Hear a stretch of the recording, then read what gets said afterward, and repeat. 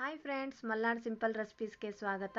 ಇವತ್ತು ನಾನು ಆರೋಗ್ಯದ ಭಂಡಾರ ಆಗಿರುವಂತಹ ABC ಜ್ಯೂಸನ್ನು ಮಾಡ್ತಾ ಇದ್ದೇನೆ.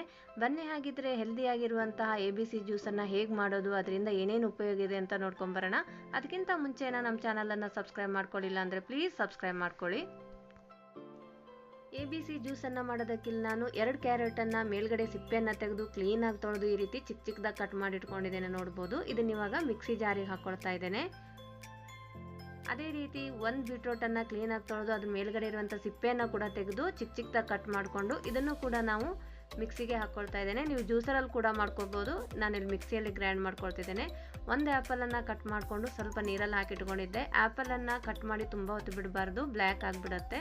ಇದಕ್ಕೆ ಇವಾಗ ನಾನು 1 ಲಿಂಬೆಹಣ್ಣಿನ ಜ್ಯೂಸನ್ನು ಇಲ್ಲಿ ತೆಗೆದಿಟ್ಕೊಂಡಿದ್ದೇನೆ. ಲಿಂಬೆಹಣ್ಣು ಜ್ಯೂಸನ್ನು ಹಾಕಿ ನೀರನ್ನು ಹಾಕಿ ಇದನ್ನು ಇವಾಗ ನೈಸಾಗಿ ರುಬ್ಕೋಬೇಕು.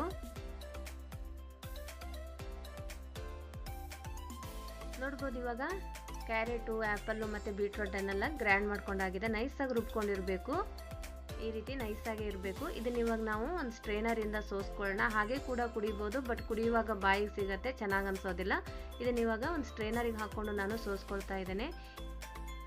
ಈ ಜ್ಯೂಸನ್ನು ವಾರದಲ್ಲಿ 1-2 ದಿನನಾದರೂ ಕುಡಿಯೋದ್ರಿಂದ ಫ್ರೆಂಡ್ಸ್ ದೇಹದಲ್ಲಿ ಹಿಮೋಗ್ಲೋಬಿನ್ ಅಂಶವನ್ನು ಜಾಸ್ತಿ ಮಾಡಿ ರಕ್ತದ ಶುದ್ಧೀಕರಣವನ್ನು ಮಾಡುತ್ತೆ.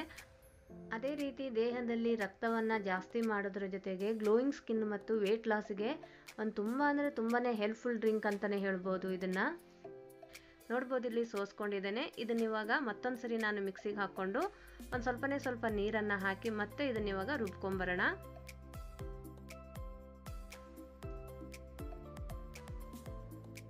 ನೋಡ್ಬೋದು, ರುಬ್ಕೊಂಡಾಗಿದೆ. ಇದನ್ನು ಕೂಡ ಇವಾಗ ಸೋಸ್ಕೊಳ್ಳೋಣ. ಅದೇ ರೀತಿ ಈ ಜ್ಯೂಸು ಕಣ್ಣಿಗೆ, ಹಾರ್ಟಿಗೆ, ಜೀರ್ಣಶಕ್ತಿಯನ್ನು ಜಾಸ್ತಿ ಮಾಡ್ಕೊಳ್ಳೋದಕ್ಕೆ ಮತ್ತು ನಮ್ಮ ದೇಹದಲ್ಲಿ ವಿಷಕಾರಿ ಬ್ಯಾಕ್ಟೀರಿಯಾಗಳನ್ನು ಹೋಗಲಾಡಿಸೋಕ್ಕೆ ಹೆಲ್ಪ್ಫುಲ್ ಅಂತಲೇ ಹೇಳ್ಬೋದು. ಒಂದು ಎನರ್ಜೆಟಿಕ್ ಡ್ರಿಂಕ್ ಅಂತಲೇ ಹೇಳ್ಬೋದು ಫ್ರೆಂಡ್ಸ್. ತುಂಬಾ ಹೆಲ್ದಿ ಆಗಿರುವಂತಹ ಜ್ಯೂಸ್ ಇದು. ಇದನ್ನು ವಾರದಲ್ಲಿ 1-2 ದಿನ ಆದರೂ ಪ್ರತಿದಿನ ಬೆಳಗ್ಗೆ ಟೀ ಬದಲಾಗಿ ಈ ಜ್ಯೂಸನ್ನು ಕುಡಿದು ನೋಡಿ. ಚಿಕ್ಕವರಿಂದ ಹಿಡಿದು ದೊಡ್ಡವ್ರ ತನಕ ಈ ಜ್ಯೂಸನ್ನು ಕುಡಿಬೋದು. ಯಾವುದೇ ರೀತಿಯಾದಂಥ ಸೈಡ್ ಇಫೆಕ್ಟ್ ಇಲ್ಲ ಈ ಜ್ಯೂಸಿಗೆ.